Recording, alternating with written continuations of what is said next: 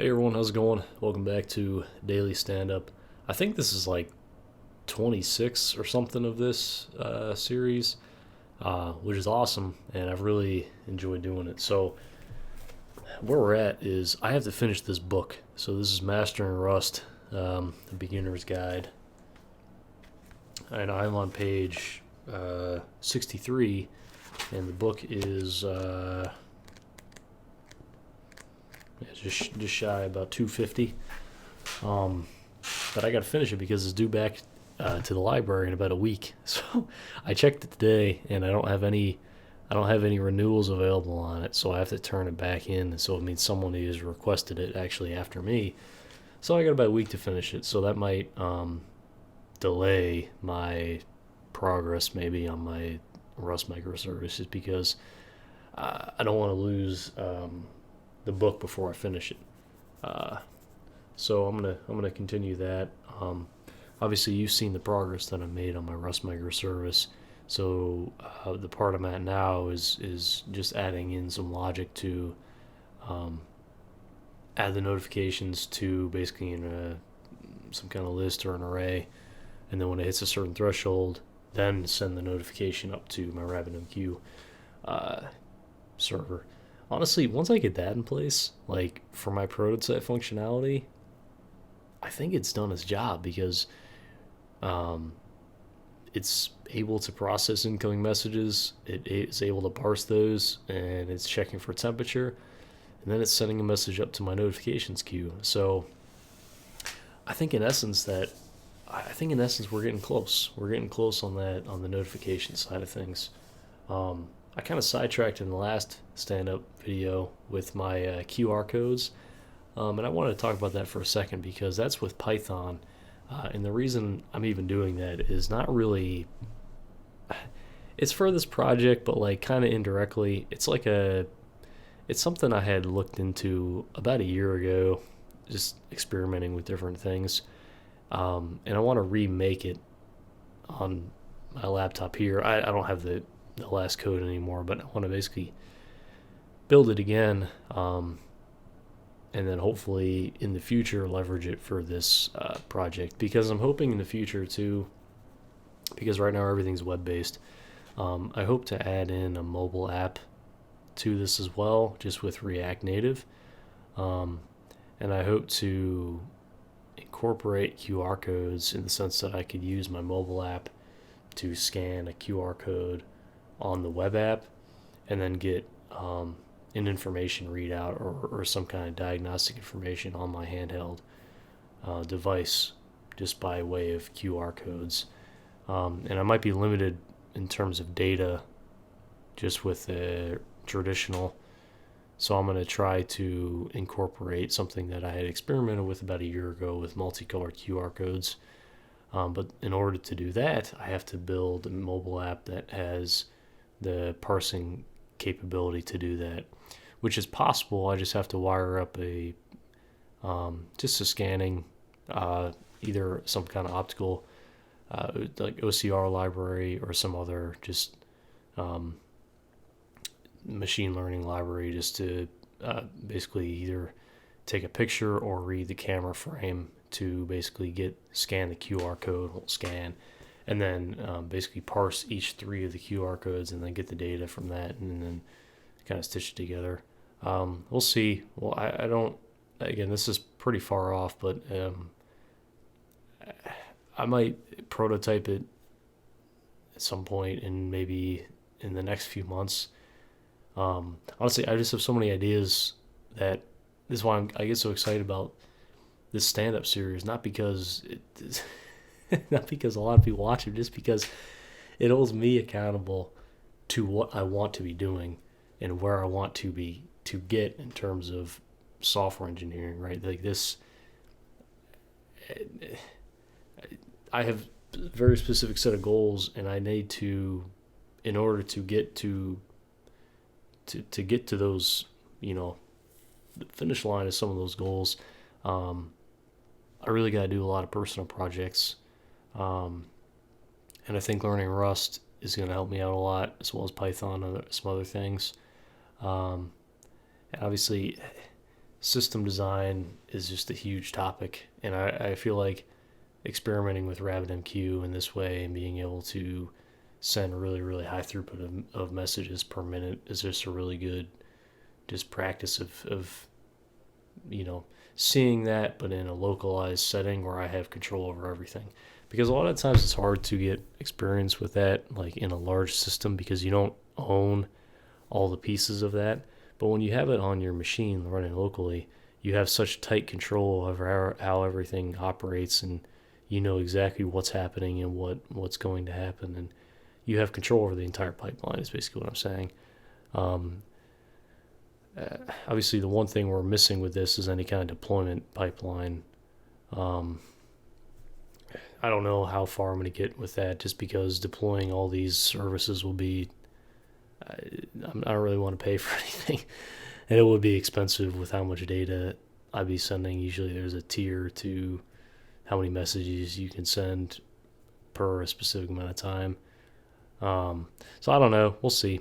Um, But yeah, that's kind of where I'm at. So really, the in progress task. Back to the Trello board. I haven't even been talking about that, but we are technically still on this wire up notification handling. And yeah, I'm still shooting for my goal to get a functional prototype of like not a full system prototype, but just a prototype of one feature of the system, which is the engine running, sending data up to my notifications, queue, and then process it and then return a message back in real time based on something that's happening. And it's an architecture that is not just applicable for what I'm doing, but it's applicable for a lot of systems, right? If you get really high throughput of messages, in my case, we tested with 1 million, but if you're getting higher than that, 10 million, 100 million per minute or whatever it is, how do you handle that? How do you scale that? So hey, it's just a really fun exercise and something to work through. And there's just so many moving pieces and so much stuff to learn. It just takes for me, it takes a long time. And for me, I found the only way that I'm able to learn this stuff is if I just do it myself. Um, I don't know if that's the same for other people. For me, the only way I stay on top of it is I have to read. I got to read books. I just can't, for whatever reason. It's like when I look at documentation online, I can read it and stuff, but it just doesn't sit with me the same way as reading a book does.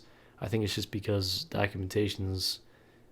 it's more of a reference material, right? When you run into the problem, then you reference the docs.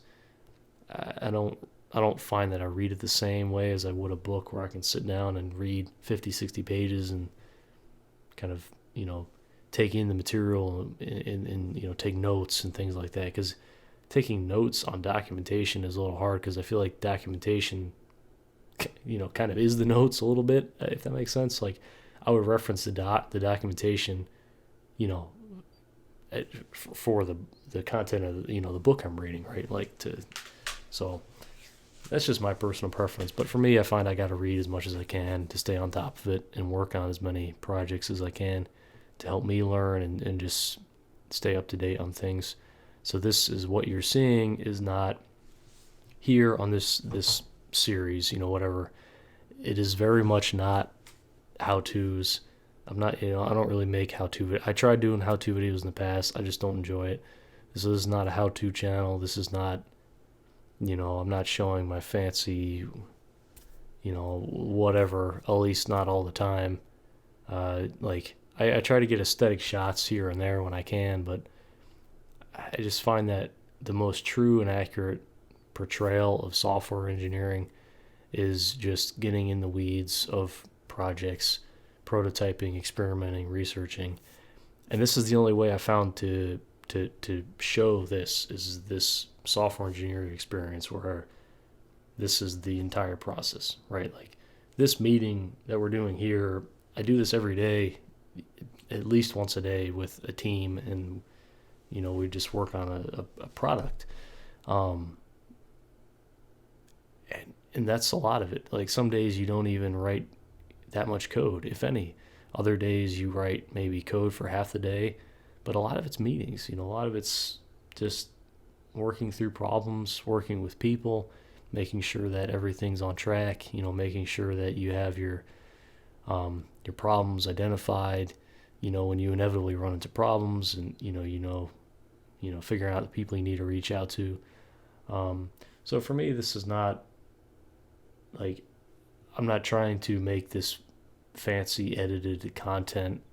I've tried, and I will try to do that, but the truest expression, I think, of learning and holding myself accountable is just in these long form type videos where I'm kind of just discussing the problem, because it helps me mentally process what I'm learning and researching and figuring out in my own time.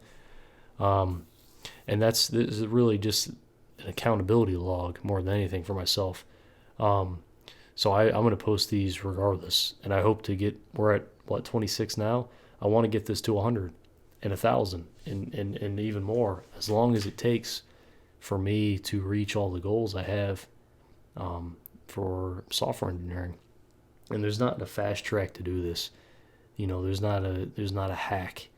There's not there's no get rich quick scheme for figuring this stuff out. It's really just digging into the material, working on projects. Some people take shorter. For me, it takes a lot longer. For me, I have to spend hours on what seems like basic problems, but in the end, you figure them out. And if you don't figure them out, maybe you think about it in a different way that allows you to think about a solution, a different type of solution that you never thought of. And another thing too is that working on software, you don't have to keep regular hours, in the sense that you can, you still have to log your agreed upon amount or for whatever project you're working on. But try to experiment. If you're an early riser, try to work early in the morning, 5-6 a.m., and then work how you figure out what's best for you and how you think and are creative. So anyway, that's enough of me rambling, but this is where I'm at. So this is the software engineer experience. All right, I'll see you next one.